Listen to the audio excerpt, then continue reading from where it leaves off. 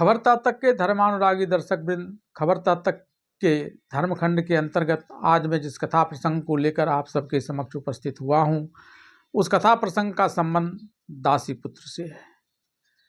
महाभारत काल में दासीपुत्र का एक बड़ी भूमिका रही है।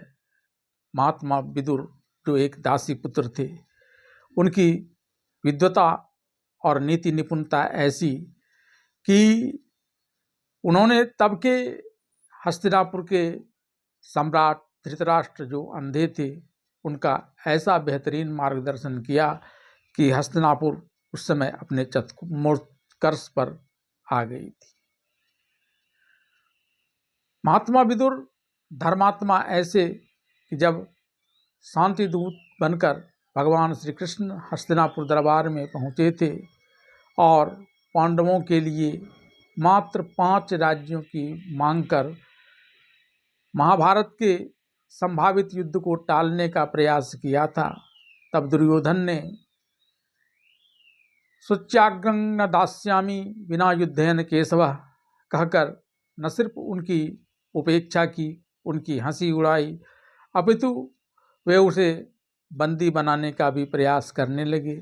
और तब भगवान श्री कृष्ण ने अपना स्वरूप का विस्तार किया था। महाभारत से इतर रामधारी सिंह दिनकर ने रश्मिरथी में भी इसका बड़ा सुंदर वर्णन किया है। हरि ने भीषण हुंकार किया, अपना स्वरूप विस्तार किया, डगमग डगमग दिग्गज डोले, भगवान कुपित होकर बोले, जंजीर बढ़ाकर साध मुझे, हाँ हाँ दुर्योधन बांध मुझे। लेकिन जब वे अपने स्वरूप का विस्तार करने लगे, तब उस स्वरूप को देखने की शक्ति ना तो दुर्योधन में बची, न अन्य सभासदों में। वे उसे देखकर ही संज्ञा शून्य मृतवत हो गए थे। और मात्र 2 लोगों ने भगवान श्री कृष्ण के उस विराट स्वरूप का दर्शन किया था, जिनमें से एक महात्मा धर्मात्मा विदुर भी थे।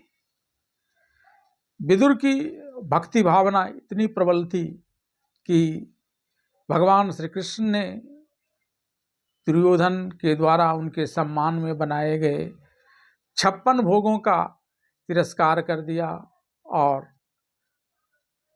विदुर के यहाँ सूखे साग का सेवन कर संतुष्ट हो गए थे।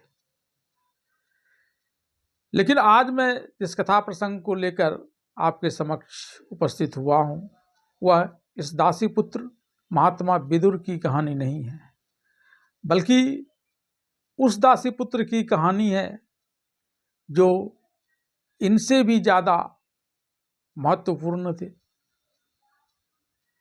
और जिनके नाम पर इस हस्तिनापुर सम्राट का वंश कुरुवंश कहलाता था। यह दासीपुत्र थे महाराज पुरु। पुरु की माता इनके जन्म के समय एक दासी थी, लेकिन वे किसी ऐरे गेरी की संतान नहीं थी, अपितु वह उस समय त्रिलोक विजयी दानवराज वृषपर्वा की पुत्री राजकुमारी शर्मिष्ठा थी। लेकिन इनके जन्म के समय में दासी थी और इनके जन्म के समय इनके पिता महाराज ययाति उस समय के श्रेष्ठतम ज्ञानवान, धनवान और शक्तिशाली महाराज के रूप में गिने जाते थे। आज के इस प्रसंग में चर्चा इस बात की कि आखिर क्यों इनकी माता शर्मिष्ठा जो एक राजकुमारी थी, उनके दासी बनना पड़ा, और क्यों इनके पिता ययाति के अपनी रानी से उत्पन्न पुत्रों को राजगद्दी न मिलकर इस दासी पुत्र पुरु को वहाँ का राजा बनाया गया, और जिनकी प्रतिष्ठा महाभारत में बड़े ही उत्तम रूप से वर्णन किया गया। और यह वंश कुरुकुल के वंश के नाम से जाना जाने लगा। बेशक महाराज पुरु एक दासी पुत्र थे, लेकिन इनकी माँ शर्मिष्ठा पहले एक राजकुमारी थी जिनके पिता असुरराज विप्रसर्वा थे। वहीं इनके पिता ययाति एक प्रभुत्वशाली सम्राट थे। इनके पिता तो उस वक्त भी महाराज थे जबकि इनका जन्म हुआ था। दरअसल जब बृहस्पति पुत्र कच्छ संजीवनी विद्या सीखकर स्वर्गलोक आए तो देवगण बहुत खुश हुए। खुशी के इस क्रम में जब इंद्र ने एक वन में बहुत सारी स्त्रियों को जल क्रीड़ा करते देखा तो वायु रूप धारण कर उन सब के कपड़ों को मिलाकर एक जगह रख दिया। स्नान करने के उपरांत दैत्यराज विप्रसर्वा की पुत्री शर्मिष्ठा ने वस्त्रों के उस सम्मिश्रण में से देवयानी का वस्त्र ले लिया, क्योंकि ऐसा करते हुए उसे इस बात का पता नहीं था कि वह वस्त्र दैत्य गुरु शुक्राचार्य जी की पुत्री देवयानी की है। शर्मिष्ठा को अपना वस्त्र पहने देख देवयानी ने उसे धिक्कारते हुए कहा, अरे दानवी की बेटी, मेरी शिष्या होकर तू मेरे वस्त्र कैसे ले रही है? तेरा भला नहीं होगा। इस बात से गुस्सा कर शर्मिष्ठा ने भी कहा कि मेरे पिता बैठे हों या सो रहे हों, उस समय तेरा पिता विनयशील सेवक के समान नीचे खड़ा होकर बार बार बंदी जनों की भांति उनकी स्तुति करता है। तू भिखमंगे की बेटी है, तेरा बाप स्तुति करता है और दान लेता है। मैं उनकी बेटी हूँ जो तुम्हारे पिता को दान देता है। ऐसे में तू अब छाती पीट अथवा धूल में लोट लोट कर कष्ट सहो या मुझसे दूर रहकर क्रोध करो, मुझे इसकी परवाह नहीं है। तू खाली हाथ है, मेरे पास अस्त्र है, देख ले मेरे इस हथियार को, इसलिए तू मेरे ऊपर क्रोध करना छोड़ दे। यदि लड़ना ही चाहती है तो भी मैं तुझे नहीं गिनती। भिक्षुकी, यदि मेरे विरुद्ध कोई बात कहेगी तो दासियों से घसीटवा कर निकलवा दूंगी। यह सुन देवयानी शर्मिष्ठा के शरीर से अपने वस्त्र खींचने लगी। यह बात देखकर शर्मिष्ठा को गुस्सा आ गया और उसने देवयानी को कुएं में धकेल दिया और अब यह मर गई होगी ऐसा समझकर मन में विचार करने वाली शर्मिष्ठा अपने नगर को लौट आई। तदंतर नहुष पुत्र महाराज ययाति उस स्थान पर आए एक हिंसक पशु को पकड़ने के लिए। ये उसके पीछे पीछे यहाँ आए थे। प्यास से कष्ट पा रहे राजा ययाति उस जल शून्य कूप को देखने लगे। वहाँ उन्हें अग्निशिखा के समान तेजस्वी एक कन्या दिखाई दी जो देवांगना के समान सुंदरी थी। उस पर दृष्टिपात होते ही राजा ययाति ने उससे पूछा कि तुम कौन हो और किस कारण इस जल शून्य कूप में पड़ी हुई कष्ट पा रही हो? तुम किसकी पुत्री हो और कैसे तृणमूल और लताओं से ढके हुए इस जल शून्य कूप में गिर पड़ी हो? महाराज ययाति के प्रश्न सुनकर देवयानी ने कहा कि जो देवताओं के द्वारा मारे गए दैत्यों को अपनी विद्या के बल से जिलाया करते हैं, मैं उन्हीं शुक्राचार्य की पुत्री हूँ। निश्चय ही उन्हें इस बात का पता नहीं होगा कि मैं यहाँ इस दुरावस्था में पड़ी हुई हूँ। देवयानी ने आगे पूछा कि रूप, वीर और बल से संपन्न आप कौन हैं जो मेरा परिचय पूछ रहे हैं, और आपके यहाँ आगमन का क्या कारण है? मैं यह सब ठीक ठीक सुनना चाहती हूँ। इस पर राजा ययाति ने कहा, भद्रे, मैं राजा नहुष का पुत्री ययाति हूँ। एक हिंसक पशु को मारने की इच्छा से इधर आ निकला, थका मांदा प्यास बुझाने के लिए यहाँ आया और तिनकों से ढके हुए कूप में गिरी हुई तुम पर मेरी दृष्टि पड़ गई। तब देवयानी बोली, महाराज, लाल नख और उंगलियों से युक्त यह मेरा दाहिना हाथ है, इसे पकड़कर आप इस कुएं से मेरा उद्धार कीजिए। मैं इसे जानती हूँ, आप उत्तम कुल में उत्पन्न हुए नरेश हैं। मुझे यह भी मालूम है कि आप परम शांत स्वभाव वाले पराक्रमी तथा यशस्वी वीर हैं, इसलिए इस कुएं में गिरी हुई मुझ अबला का आप यहाँ से उद्धार कीजिए। तदंतर राजा ययाति ने देवयानी को ब्राह्मण कन्या जानकर उसका दाहिना हाथ पकड़कर उस कुएं से बाहर निकाल दिया और बोले, भद्रे, अब तुम्हारी जहाँ इच्छा हो जाओ, तुम्हें कोई भय नहीं है। राजा ययाति के ऐसा कहने पर देवयानी ने उन्हें उत्तर देते हुए कहा कि आप मुझे शीघ्र अपने साथ ले चलें, क्योंकि आप अब मेरे प्रियतम हैं। आपने मेरा हाथ पकड़ा है, अतः आप ही मेरे पति होंगे।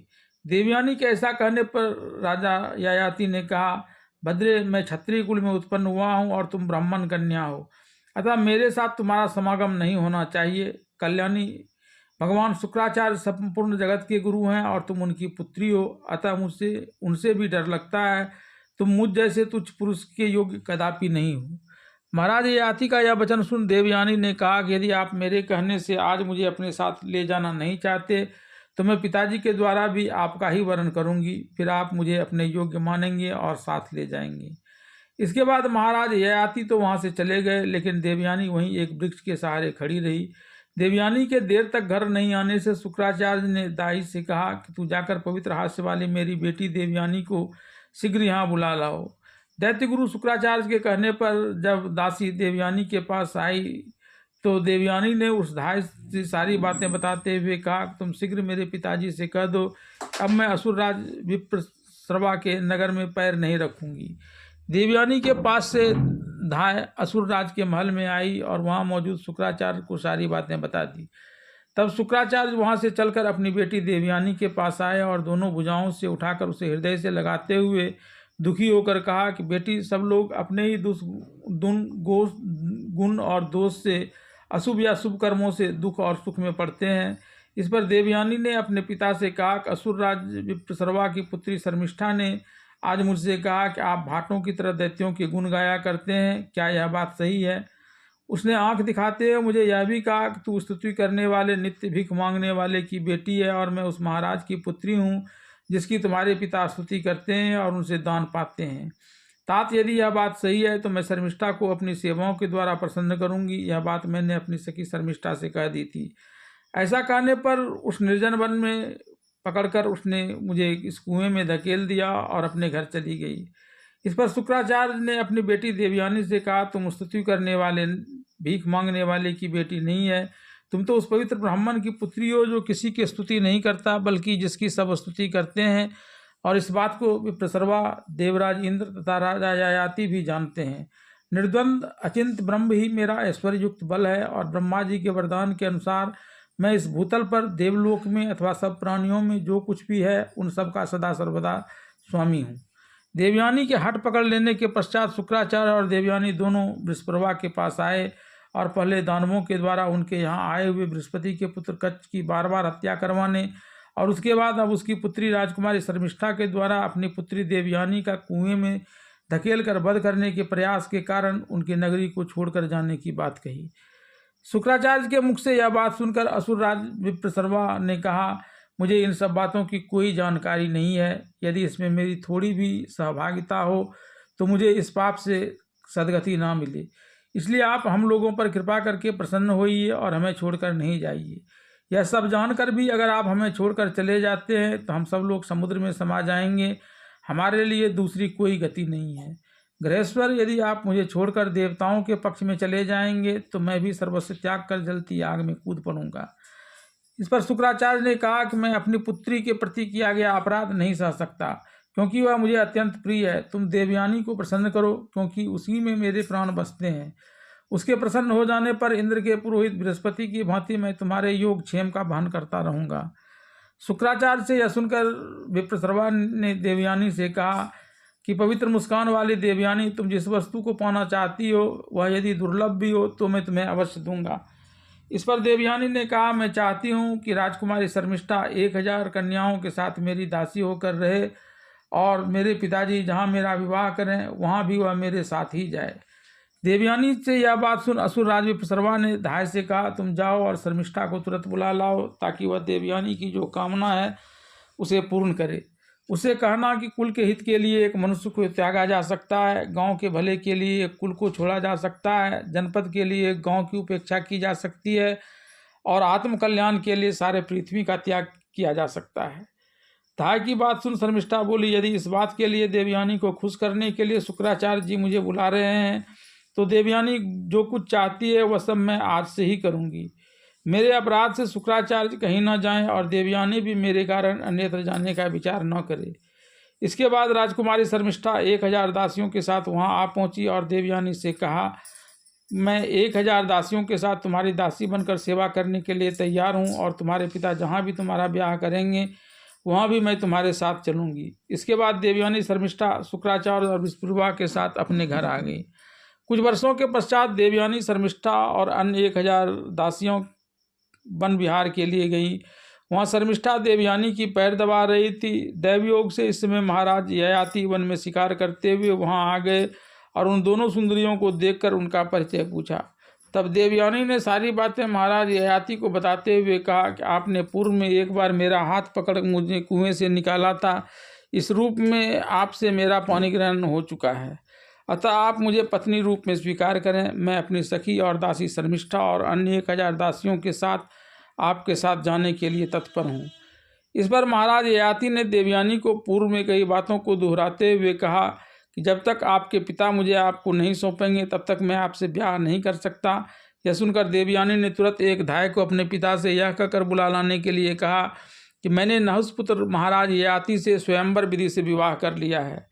धाय से सारी बातें सुन शुक्राचार्य वहां आए और महाराज ययाति से कहा कि तुम सुंदरी देवयानी को धर्मपूर्वक अपनी पत्नी बना लो और उसके साथ रहकर अतुल सुख एवं प्रसन्नता प्राप्त करो। साथ ही उन्होंने महाराज ययाति से यह भी कहा कि दानवराज विष्प्रभा की पुत्री राजकुमारी शर्मिष्ठा भी तुम्हें समर्पित है, इसका सदा आदर करना, किंतु उसे अपनी स्टेज पर कभी न बुलाना।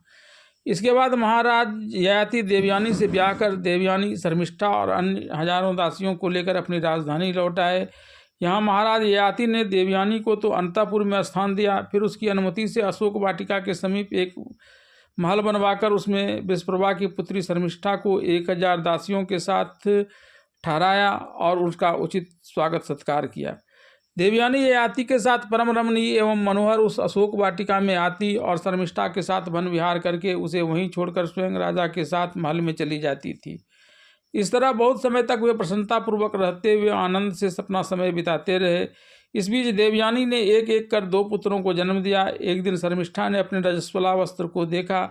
इसे देखकर वे विचार करने लगे कि उन्होंने भी युवावस्था प्राप्त कर लिया है। देवयानी ने तो पुत्र रत्न भी प्राप्त कर लिया है, लेकिन इसकी जवानी तो व्यर्थ ही जा रही है। फिर उसने मन ही मन अशोक वृक्ष से अपने प्रीतम से मिलने की इच्छा प्रकट की।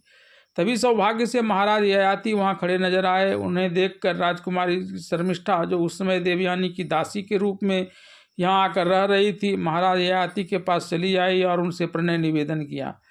धर्म का हवाला देकर जब महाराज ययाति ने शर्मिष्ठा की प्रणय याचना स्वीकार कर दी, तब शर्मिष्ठा ने उन्हें कहा कि पत्नी के साथ दहेज के रूप में आए हर संपत्ति पर पति का अधिकार होता है। इस रूप में आप मेरे स्वामी हुए, और दूसरा यह कि यहाँ दासी के रूप में रहने के कारण मेरे अंडपों के संतान के रूप में परिणत न होने के कारण आप पर भ्रूण हत्या का भी पाप लगेगा। इस पर जब महाराज ययाति ने देवयानी को जानकारी मिलने की बात कहकर शर्मिष्ठा के विवाह प्रस्ताव को टालने का प्रयास किया कि ऐसे प्रसंग, तब शर्मिष्ठा ने कहा कि ऐसे प्रसंग में असत्य भी अधर्म नहीं कहलाता है। इसके बाद राजा ययाति और शर्मिष्ठा के समागम से भी 3 पुत्र उत्पन्न हुए, जिसमें सबसे छोटे पुत्र पुरु थे। एक दिन जब देवयानी महाराज ययाति के साथ अशोक वन में घूमते हुए आनंद मना रहे थे, तभी शर्मिष्ठा और महाराज ययाति का पुत्र वहां आ जाता है और महाराज ययाति के गोद में आने के लिए तत्पर होता है। हालांकि महाराज ययाति उस समय उन्हें गोद में नहीं लेते हैं, लेकिन देवयानी को इस बात का पता चल जाता है कि यह बालक राजा ययाति और शर्मिष्ठा की ही संतान है। तब वह गुस्सा कर अपने पिता शुक्राचार्य के पास चली आती है। देवयानी के इस प्रकार उनके पास से रूठकर चले आने पर महाराज ययाति और शर्मिष्ठा के प्रेम और उसके संतान होने की बात बताने शुक्राचार्य के पास आते हैं, जिसे सुनकर शुक्राचार्य क्रोधित हो जाते हैं। तब तक महाराज ययाति भी देवयानी को ले जाने के लिए शुक्राचार्य के पास आ जाते हैं। महाराज ययाति को सामने देख अपनी कही बात के लिए दोषी ठहराते हुए उन्हें तत्काल वृद्ध होने का श्राप दे देते हैं, जो तत्काल फलित हो जाता है। इसके बाद विभिन्न तरीकों से अपने शर्मिष्ठा के साथ किए गए व्यवहार को सही ठहराते हुए राजा ययाति ने शुक्राचार्य से इस श्राप से विमुक्ति का उपाय पूछा, तो शुक्राचार्य ने कहा कि मैं झूठ नहीं बोलता। बूढ़े तो तुम हो ही गए हो, किंतु तुम्हें इतना सुविधा देता हूँ कि यदि तुम चाहो तो किसी दूसरे से जवानी लेकर इस बुढ़ापा को उसके शरीर में डाल कर सकते हो। तब महाराज ययाति ने शुक्राचार्य से कहा कि ब्राह्मण, मेरा जो पुत्र मुझे अपनी युवावस्था देगा वह पुण्य का भागी होने के साथ ही मेरे राज्य का भी उत्तर भागी हो। आप इसका अनुमोदन करें। इस पर शुक्राचार्य ने इस बात का अनुमोदन कर दिया। इसके बाद राजा ययाति बुढ़ापा लेकर वहां से अपने नगर आए और पहले अपने ज्येष्ठ और श्रेष्ठ पुत्र यदु, जो उनसे और देवयानी से उत्पन्न हुए थे, उनसे सारी बातें कहकर जवानी मांगी, लेकिन यदु ने इसे इनकार कर दिया।